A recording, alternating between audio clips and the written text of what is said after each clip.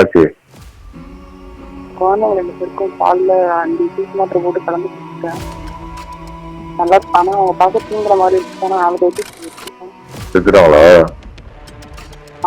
5 மாத்திரை போட்டிருக்கேன். ஆனா தூங்குற மாதிரி தான் இருக்கு. அஜய்க்கு வந்து 7 வயசு, கார்னிகாவுக்கு வந்து 4 வயசு. இப்படிப்பட்ட ஒரு கிரிமினல் பொண்ணுக்கு வந்து இந்த தண்டனை தரலைன்னா வேற எந்த கிரிமினலுக்கும் இப்படி ஒரு தண்டனை கண்டிப்பாக தர முடியாது.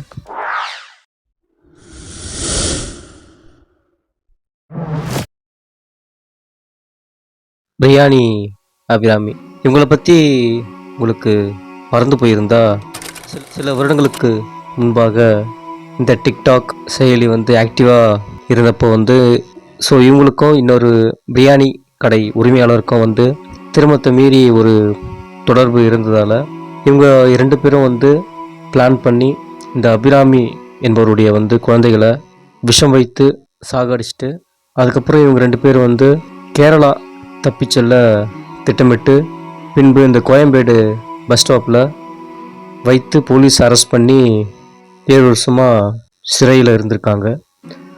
அந்த கேஸ் தொடர்பாக வந்து இப்போது நீதிபதி நீதி வழங்கியிருக்காரு.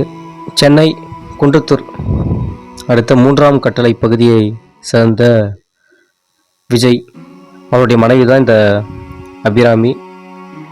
உங்கள் எல்லாருக்கும் அந்த பிரியாணி அபிராமி சொன்னால் தான் உங்களுக்கு வந்து தெரியும். இவங்க 2 பேருக்கும் வந்து அஜய்னு ஒரு பையனும் கார்னிகா என்ற ஒரு மகனும் இருந்தாங்க. அஜய்க்கு வந்து 7 வயசு, கார்னிகாவுக்கு வந்து 4 வயசு. இவங்க 2 பேரும் லைஃப்பை வந்து நல்லா தான் போயிட்டு இருந்தது. இந்த சமயத்தில் தான் வந்து இந்த அபிராமி வந்து டிக்டாக்ல அதிகமாக வீடியோ போடுறது, பிற வந்து சோஷியல் மீடியாவில் வந்து வீடியோ போட்டு தன்னை வந்து ஒரு பிரபலம் அப்படின்னு அவங்களே நினச்சிக்கிறாங்க. அதே டைமில் வந்து அவங்க பகுதியில் வந்து ஒரு பிரியாணி கடை இருக்குது. அந்த பிரியாணி கடையில் பிரியாணி வாங்க வருது இவங்க வந்து வாடிக்கையாக வச்சுருந்துருக்காங்க. அந்த பிரியாணி கடை ஊழியர் வந்து மீனாட்சி சுந்தரம். இந்த பிரியாணி கடையில் வேலை செய்கிறவர், அவர் பேர் வந்து மீனாட்சி சுந்தரம். அடிக்கடிக்கு இவங்க வந்து பிரியாணி வாங்க வர காரணத்தாலும் இந்த டிக்டாக்லாம் அதிகமாக இந்த வீடியோ போட்டு பிரபலமானதாலும் வந்து இந்த பிரியாணி அபிராமிக்கும் இந்த மீனாட்சிக்கும் பழக்கம் ஏற்படுது. இவங்களுடைய பழக்கம் வந்து நாளடைவில் திருமணத்தை தாண்டிய உறவு அதுவாக கன்வெர்ட் ஆகுது. இவங்க 2 பேரும் தனியாக சந்தித்து போக்குவரத்துமாக இருந்திருக்காங்க. இந்த தொடர்பாக வந்து இவங்க மீட் பண்ணுறது எல்லாமே அரசல் புரசலாக ஏதோ அவங்க குடும்பத்துக்கு வந்து தெரிய வருது. அபிராமி குடும்பத்துக்கு கண்டிச்சிருக்காங்க. உங்களுக்கு தான் மேரேஜ் ஆயிடுச்சு, 2 குழந்தைங்க இருக்குது, வளர்ந்த குழந்தைங்க, இதுக்கு மேலே என்ன இது போல் பண்ணாத அப்படின்னு சொல்லிட்டு அவங்க ரிலேஷன்ஸ் எல்லாமே வந்து அபிராமி வந்து கண்டிச்சிருக்காங்க. கண்டித்த பிற்பாடு அபிராமிக்கு என்ன திருந்துற மாதிரி இல்லை.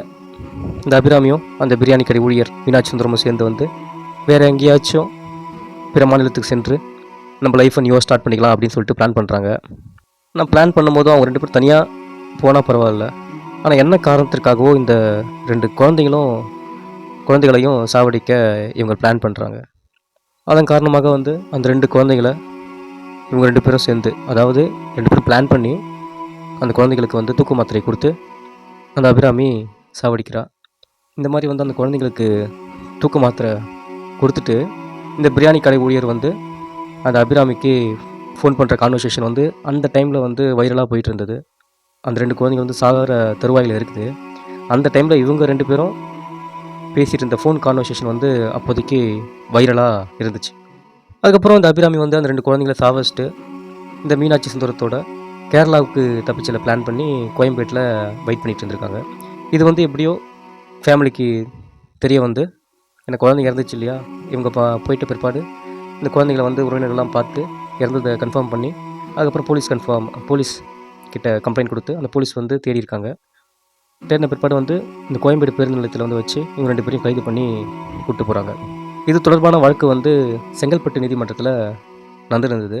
அந்த செங்கல்பட்டு மாவட்டம் வந்து முன்னாடி வந்து காஞ்சிபுரத்தில் மகிழா நீதிமன்றத்தில் மாற்றப்பட்டது.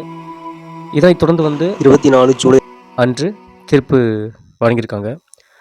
அபிராமி மற்றும் காதலன் மீனாட்சி சுந்தரம் இருவரும் குற்றவாளி என நீதிபதி அறிவித்தார். அதுக்கப்புறம் வந்து இந்த குற்றவாளிங்க 2 பேருமே வந்து கிட்டத்தட்ட கடந்த 7 வருஷமாக வந்து சிறைவாசம் விட்டுட்டு தான் வந்திருக்காங்க. ஜெயிலில் தான் இருந்திருக்காங்க ஆக்சுவலாக. ஸோ அப்படின்ற பட்சத்தில் வந்து இவங்க வந்து அப்பீல் பண்ணுறாங்க. இந்த மாதிரி வந்து 7 வருஷம் நாங்கள் வந்து சிறையில் கழிச்சிட்டோம், எங்களுக்கு வந்து வயதான அப்பா அம்மாலாம் இருக்காங்க, அவங்கள வந்து நாங்கள் வந்து பார்த்துக்கணும், அதனால் வந்து தண்டனையை குறைச்சி தருமாறு கேட்டிருக்காங்க. ஆனால் அந்த நீதிபதி வந்து பல்வேறு வழக்குகளை பல்வேறு நீதிபதிகள் சுட்டி காட்டிய, ஏன்னா வந்து இந்த குற்றம் வந்து மன்னிக்க முடியாத ஒரு குற்றம். உண்மையாக சொல்லப்போனால் இவங்களுக்கு வந்து தூக்கு தண்டனை தான் அளிச்சிருக்கணும். ஆனால் சட்டத்திற்கு உட்பட்டு ஆயுள் தண்டனை வழங்குறேன் அப்படின்னு சொல்லிட்டு தீர்ப்பளிக்கிறாரு நீதிபதி. இருவருக்கும் வந்து ஆயுள் தண்டனை மற்றும் வாழ்நாள் சிறை, லைஃப் டைம் முழுக்க அவங்க வந்து சிறையிலே இருக்கணும் அப்படின்னு சொல்லிட்டு தீர்ப்பு அளித்தது மட்டுமின்றி 5000 ரூபாய் ஃபைனும் போடுறாரு. அந்த 5000 ரூபாய் கட்டாத பட்சத்தில் மேலும் 1 வருஷம் ஜெயிலில் இருக்கிற மாதிரி ஒரு தீர்ப்பை வந்து அந்த நீதிபதி வழங்குறாரு. முன்னதாக வந்து இந்த அபிராமி வந்து துப்பட்டாவில் மூஞ்சியை மூடிக்கிட்டு நீதிமன்ற வளத்திற்கு வராங்க. அப்போ வந்து அதை பார்த்துட்டு நீதிபதி வந்து எதுக்கு இந்த மாதிரி துப்பட்டாவை கொடுக்குறீங்க குற்றவாளிக்கு, இன்கேஸ் அவங்க வந்து அந்த துப்பட்டாவில் தன்னுடைய கழுத்தை இறுக்கி தற்கொலை பண்ணிட்டா என்ன பண்ணுறது அப்படின்னு சொல்லிட்டு போலீஸாரை வந்து இவர் கண்டிச்சிருக்காரு. எந்த தண்டனை தருவதற்கு முன்னும் நம்ம வந்து கரெக்டான ஒரு தீர்ப்பு தான் நம்ம தருமா, கரெக்டான தண்டனை தருமா அப்படின்னு ஒவ்வொரு நீதிபதிக்கும் கண்டிப்பாக ஒரு சந்தேகம் இருக்கும். ஆனால் கொஞ்சம் கூட சந்தேகத்திற்கு இடமே இல்லை அளவுக்கு சாட்சியங்களுடைய அடிப்படையில் வந்து இப்படித்தான் தீர்ப்பு தர வேண்டும் என்று அந்த ஜட்ஜும் எழுதியிருந்தார். ஏன்னா சந்தேகம் தான் தானே, சந்தேகமே கிடையாது, அவர் ஐயப்பட வேண்டிய அவசியமும் இல்லை. ஏன்னா கன்ஃபார்மாக இவங்க தான் குற்றவாளி நிரூபணம் ஆயிடுச்சு. ஸோ அதனால் அந்த தண்டனையை வழங்குறதுல வந்து அவர் வந்து கொஞ்சம் கூட தயங்கலை. இந்த நிகழ்வுலேருந்து நம்ம என்ன பார்க்குறோன்னா, ஒரு சமூக கட்டமைப்புக்குள்ளே நம்ம வந்து வாழ்ந்துட்டுருக்கோம். அந்த சமூகத்துக்குன்னு ஒரு ஒழுக்கம் இருக்குது, ஒரு கட்டுப்பாடு இருக்குது. அந்த கட்டுப்பாட்டை மீறி ஒருத்தரை கொண்டுட்டு தான் மட்டுமே மகிழ்ச்சியாக இருக்கணும், இன்பமாக இருக்கணும் அப்படின்னு நினைக்கிறது வந்து இந்த விஷயத்தை வந்து ஏற்கவே முடியாது. பெரியவங்களுக்குள்ளே ஒரு பிரச்சனைனா, இல்லை வந்து கணவன் மனைவிக்குள்ளே ஒரு பிரச்சனைனா அவங்க டிவோர்ஸ் வாங்கிக்கின்னு பிரிஞ்சு போகலாம். இதுக்கு வந்து சட்டத்தில் வந்து 1000 வழி இருக்குது. ஆனால் ஒரே நேரத்தில் கணவன் 2 குழந்தைகளையும் சேர்த்து கொலை செய்ய முடிவு செஞ்சுக்கா இந்த பிரியாணி அபிராமி. ஃபஸ்ட்டு வந்து பெரியவங்களுக்கான பிரச்சனை. அபிராமிக்கு இன்னொரு நபரை, அதாவது அந்த கல்யாண சுந்தரத்தை பிடிச்சிருக்குன்னா யோசிக்கக்கூடிய விஷயந்தான். ஆனால் அப்போதும் கூட அது தம்பதிகளுக்கான பிரச்சனை மட்டுமே. சம்மந்தமே இல்லாமல் 2 குழந்தைங்களை கொள்வது வந்து ஏற்கவே முடியாது. குற்றத்திற்கு வந்து ஜெண்டரை பார்க்க முடியாது, அது ஆணோ பெண்ணோ, குற்றம் தான். குற்றத்திற்கான ஒரு எக்ஸ்ட்ரீம் தான் இந்த அபிராமி வந்து பண்ணியிருக்கிறது. சரிங்களா? சம்மந்தம் இல்லாமல் அந்த 2 குழந்தைய கொள்வது வந்து ஏற்கவே முடியாது. இந்த மாதிரி வந்து தன்னுடைய சுய இன்பத்திற்காக அப்பாவி அந்த ஒன்றும் தெரியாத குழந்தைகளை கொண்டது வந்து ஏற்கவே முடியாது. அது தீர்ப்பு வழங்கிட்டு இருக்கும்போது வந்து அபிராமி வந்து கதறி இருக்கிறாங்க. பொதுவாக அந்த ஜட்ஜுடைய மனநிலை வந்து கொஞ்சம் கனமாக தான் இருந்திருக்கும் அவங்களுடைய மனநிலை. நம்ம வெளியிருந்து பார்க்கும் போதும் அது மேபி சிம்பிளான ஜாப் தான். என்ன, குற்றம் சாட்டப்பட்டவர்கள் இருப்பாங்க, அவங்க வந்து டிஃபெண்ட் பண்ணுவாங்க, அவங்க எடுத்து கேஸ் கொடுத்துங்க இருப்பாங்க. ஸோ இதுதான் இருக்கும். அதை நம்ம அனலைஸ் பண்ணி ஒரு தீர்ப்பு வாங்கிட்டு போயிடலாம் அப்படின்னு தான் நம்ம யோசிப்போம். ஆனால் அது வந்து அவ்வளோ ஈஸியான ஒரு வேலை கிடையாது. எந்த ஒரு தண்டனையாக இருந்தாலும் வந்து அது தீர்ப்பாக நம்ம வந்து எழுதும்போது நம்ம சரியாக தான் தண்டனை தருமா அப்படின்னு பல்வேறு யோசனைகள் வந்து அந்த நீதிபதி மண்டைக்குள்ளே ஓடிட்டே இருக்கும். ஆனால் கொஞ்சம் கூட வந்து டவுட்டே இல்லை, இவங்க தான் குற்றம் பண்ணியிருக்காங்க, சாட்சியங்களும் அதுக்கேற்றபடி இந்த வழக்கில் இருக்குது. ஸோ அதனால் வந்து இப்படித்தான் தீர்ப்பு தரணும் அப்படின்னு சொல்லிட்டு தான் அந்த நீதிபதியும் தீர்ப்பு வழங்கியிருப்பார். இதுக்கு வந்து ஒரு அசாத்தியமான ஒரு மன உறுதி கண்டிப்பாக வேணும். இது போன்ற விஷயங்களுக்கு கருணையே அவர் பார்க்கல. குற்றவாளி வந்து அழுகிறாங்க, கெஞ்சுறாங்க, நம்ம வந்து எந்த ஒரு தயவு தாட்சணியமும் இல்லாமல் வந்து தீர்ப்புகளை நீதிமன்றங்கள் தரும் என்பது இந்த ஜட்ஜு கொடுத்த தீர்ப்பின் மூலம் வந்து நம்மளுக்கு வந்து தெரிய வருது.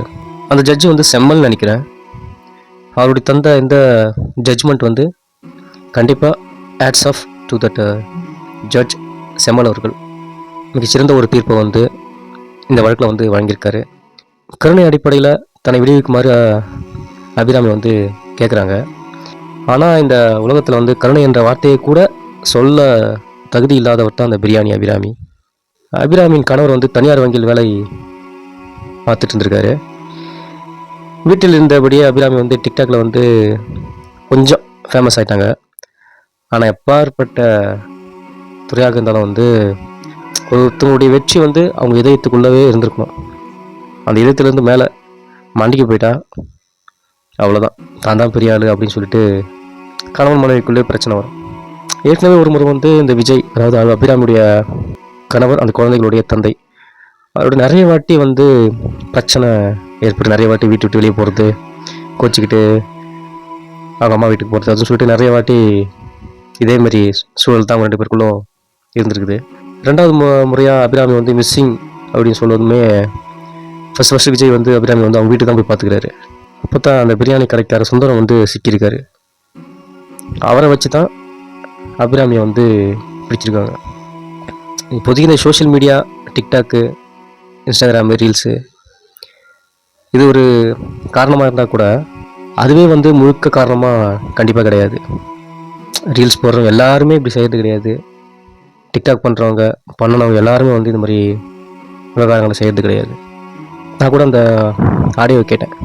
அபிராமி பொறுத்தவரை வந்து கொடூர மனநிலைமையின் ஒரு உச்சம்தான் அந்த அபிராமி.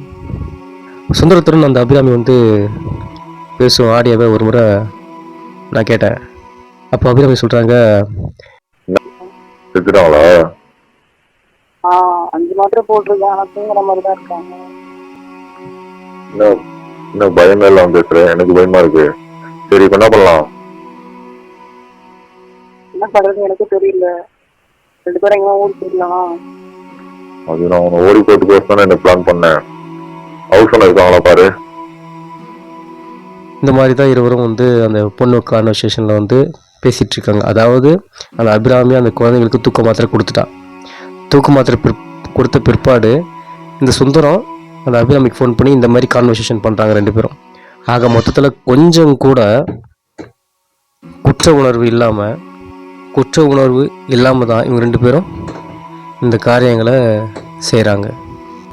செத்துட்டாங்களான்னு ஒரு கொஷினை எந்த தாயால் எதிர்கொள்ள முடியும் சொல்லுங்கள்? ஆனால் பதட்டமே இல்லாமல், அதாவது இந்த சுந்தரம் பையன் கேட்குறான், செத்துட்டாங்களா பாரு அப்படின்னு சொல்லிட்டு, எனக்கு செத்துட்டாங்களா இல்லையான்னு தெரியல, தூங்குற மாதிரி தான் இருக்குது அப்படின்னு அவள் பதில் சொல்கிறா. ஆனால் அவள் எந்த மனநிலைமையில் இருந்து அப்பேற்பட்ட ஒரு பதிலை வந்து அந்த அபிராமி சொல்லியிருப்பா. இப்படிப்பட்ட ஒரு கிரிமினல் பொண்ணுக்கு வந்து இந்த தண்டனை தரலைன்னா வேற எந்த கிரிமினலுக்கும் இப்படி ஒரு தண்டனை கண்டிப்பாக தர முடியாது. ஒழுக்கம்தான். கணவன் மனைக்குள்ளே பிரச்சனை வருதா, ப்ளீஸ் டிவோர்ஸ் வாங்கிட்டு பிரிஞ்சு போயிடுங்க. உங்களுடைய சொந்த காம இச்சைக்காக இந்த குழந்தைங்களை இந்த மாதிரி பண்ணுறது, இதெல்லாம் தேவையில்லாத ஒரு விஷயம். உங்களுக்கு பிடிக்கலாம் பிரிஞ்சு போயிடுங்க, டிவோர்ஸ் வாங்கிட்டு பிரிஞ்சு போயிடுங்க. எதுக்கு இந்த மாதிரி விஷயங்கள் நீங்கள் பண்ணிகிட்ருக்கீங்க? சுய ஒழுக்கம் என்பது, சுய கட்டுப்பாடு என்பது ரொம்ப ரொம்ப முக்கியம். நம்ம எல்லாமே இந்த சமூக கட்டமைப்புக்குள்ள தான் வாழ்ந்துட்டுருக்கோம். அந்த சமூக கட்டமைப்புக்கு சுய ஒழுக்கம் என்பது மிக மிக ஒரு அவசியமாக இருக்குது. இது போன்ற விஷயங்கள் வந்து இனியே நடக்கக்கூடாது. இந்த மாதிரி விஷயங்களை நம்ம பார்க்கவோ கேட்கவோ கூடாது அப்படின்றது தான் நம்மளுடைய எண்ணமாக இருக்குது. நன்றி நண்பர்களே.